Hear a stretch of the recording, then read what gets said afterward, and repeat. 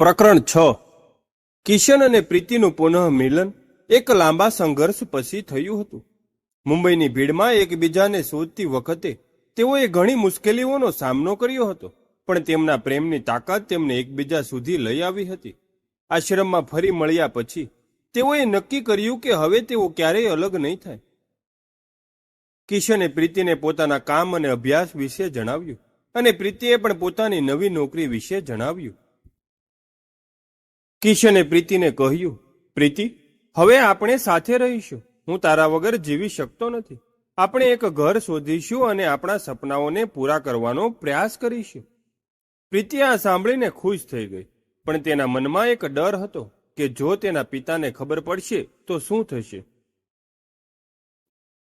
કિશને પ્રીતિના ડરને સમજીને તેને આશ્વાસન આપ્યું, પ્રીતિ, તું ડરીશ નહીં. આપણે ભેગા મળીને આ સમસ્યાનો ઉકેલ શોધીશું. આપણા પ્રેમની તાકાત આપણા પરિવારોને પણ સમજાવી શકશે. કિશન અને પ્રીતિએ એક નાના ઘરની શોધ શરૂ કરી. તેઓએ એક નાનકડું ઘર ભાડે લીધું અને તેમનું નવું જીવન શરૂ કર્યું. કિશન સવારે હોટલમાં કામ કરતો અને સાંજે અભ્યાસ કરતો. પ્રીતિ શાળામાં ભણાવતી અને સાંજે કિશનને તેના અભ્યાસમાં મદદ કરતી.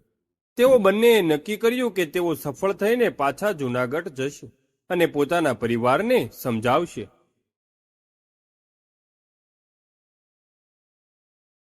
કિશનને હોટલના માલિક દિલીપભાઈનો ઘણો સહયોગ મળ્યો. દિલીપભાઈ કિશનની મહેનત અને લગન જોઈને ખુશ થયા. તેમણે કિશનને પોતાના ધંધામાં ભાગીદાર બનાવવાનો પ્રસ્તાવ મૂક્યો.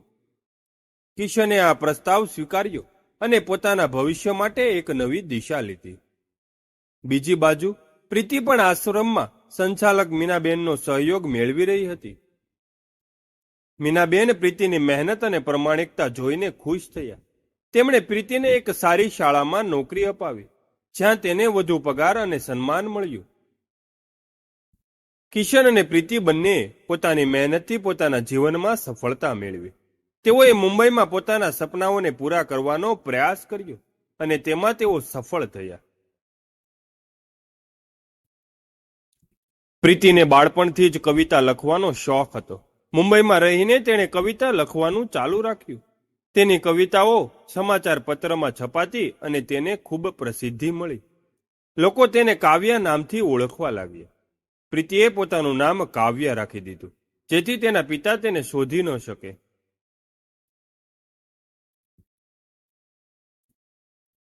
કિશન પણ પોતાના કામ અને અભ્યાસમાં સફળ થયો. તેણે હોટલનો ધંધો વધાર્યો અને એક સફળ ઉદ્યોગપતિ બન્યો. તે પણ કવિતા લખતો અને તેને કલરવ નામથી ઓળખાતો. કલરવ અને કાવ્યા બંને મુંબઈમાં પ્રખ્યાત થયા. એક દિવસ એક સમાચાર પત્રે કાવ્યા અને કલરવને એક સાથે ઇન્ટરવ્યૂ માટે બોલાવ્યા. કિશન અને પ્રીતિ ખુશ થયા. તેઓ ઇન્ટરવ્યૂ માટે તૈયાર થયા. ઇન્ટરવ્યૂમાં તેઓએ પોતાના પ્રેમ અને સંઘર્ષની વાત કરી. ઇન્ટરવ્યૂના અંતમાં પત્રકારે તેમને પૂછ્યું, તમે એકબીજાને કેવી રીતે મળ્યા? કલરવે જવાબ આપ્યો, અમે એકબીજાને કવિતા દ્વારા મળ્યા. અમારી કવિતાએ અમને એકબીજાને શોધવામાં મદદ કરી. આ સાંભળીને કાવ્યા ખુશ થઈ ગઈ. તેને લાગ્યું કે તેના પ્રેમનો અંત આવ્યો નથી, પણ તે એક નવા તબક્કામાં પ્રવેશ્યો છે. કિશન અને પ્રીતિ મુંબઈમાં સફળ થયા પછી તેઓએ જૂનાગઢ પાછા જવાનું નક્કી કર્યું. તેઓએ વિચાર્યું કે હવે તેમના પિતા અને તેમને સ્વીકારશે. તેઓએ તેમના મિત્ર રમેશને ફોન કર્યો અને કહ્યું, રમેશ, અમે પાછા આવી રહ્યા છીએ. અમે અમારા પિતાઓને સમજાવીશું. રમેશે તેમને કહ્યું, કિશન, તારા પિતા અને માધવભાઈ હજુ પણ ગુસ્સામાં છે. તેઓએ નક્કી કર્યું છે કે તેઓ તમને ક્યારેય સ્વીકારશે નહીં. આ સાંભળીને કિશન અને પ્રીતિને આઘાત લાગ્યો. તેઓએ નક્કી કર્યું કે તેઓ જૂનાગઢમાં જશે અને પોતાના પિતાઓને સમજાવશે. તેઓએ મુંબઈ છોડીને જૂનાગઢની યાત્રા શરૂ કરી. આ રીતે કિશન અને પ્રીતિનો પ્રેમનો સંઘર્ષ એક નવા તબક્કામાં પ્રવેશ્યો હતો.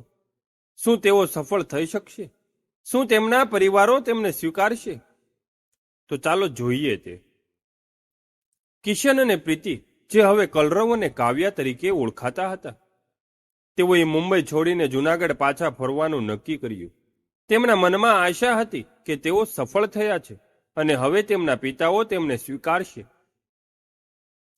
જૂનાગઢની ભૂમિ પર પગ મૂકતા જ તેમને એક અજાણી શાંતિનો અનુભવ થયો. આ શહેર જે તેમનું ઘર હતું તે હવે તેમની વિદેશી જેવું લાગતું હતું. તેઓ સીધા તેમના મિત્ર રમેશના ઘરે ગયા. રમેશે તેમને જોઈને ખૂબ ખુશ થયો. તેણે કહ્યું, કિશન, પ્રીતિ, તમે પાછા આવ્યા. તમારા પિતાઓ તમારી રાહ જોઈ રહ્યા છે. કિશન અને પ્રીતિ ખુશ થયા, પણ રમેશે તેમને સાચું કહ્યું. પણ એક વાત કહી દઉં, તમારા પિતાઓનો ગુસ્સો હજુ શાંત થયો નથી. તેઓ હજુ પણ મક્કમ છે કે તેઓ તમને સ્વીકારશે નહીં. આ સાંભળીને કિશન અને પ્રીતિને આઘાત લાગ્યો. તેમને લાગ્યું કે તેમના પિતાઓનો પ્રેમ તેમના માટે ક્યારેય બદલાશે નહીં. પણ તેઓએ હિંમત ગુમાવી નહીં. તેઓએ નક્કી કર્યું કે તેઓ તેમના પિતાઓને સમજાવીને જ રહેશે. કિશન તેના ઘરે ગયો. તેની માતા ઉમાબેન અને બહેન રાધિકા તેને જોઈને ખુશ થયા. તેઓએ તેને ભેટી પડ્યા અને રડવા લાગ્યા. કિશનના પિતા વલ્લભભાઈ ગુસ્સાથી ઊભા હતા. તેમણે કિશનને જોરથી ઠપકો આપ્યો. કિશન, તું પાછો કેમ આવ્યો છે? મેં તને કહ્યું હતું ને કે જ્યાં સુધી તું સુધરી નહીં જાય ત્યાં સુધી તું પાછો નહીં આવી શકે. કિશને કહ્યું, પપ્પા, હું સુધરી ગયો છું. હું સફળ થઈ ગયો છું. હું હવે તમારા માટે માન અને સન્માન લાવ્યો છું. તમે મને અને પ્રીતિને સ્વીકારી લો. વલ્લભભાઈએ ગુસ્સામાં કહ્યું, હું તને ક્યારેય સ્વીકારીશ નહીં. તું એક એવી છોકરી સાથે પ્રેમ કરે છે જે આપણા સમાજની નથી અને સમાજમાં અપમાનજનક છે. આ સાંભળીને કિશનને આઘાત લાગ્યો. તેને લાગ્યું કે તેના પિતાનો પ્રેમ સમાજને ડરથી ઓછો થઈ ગયો છે. પ્રીતિ પણ તેના ઘરે ગઈ. તેના પિતા માધવભાઈ ગુસ્સાથી ઊભા હતા. તેમણે પ્રીતિને કહ્યું, પ્રીતિ, તું પાછી કેમ આવી છે? મેં તને કહ્યું હતું કે તું મુંબઈમાં રહીને તારું ભવિષ્ય બનાવ.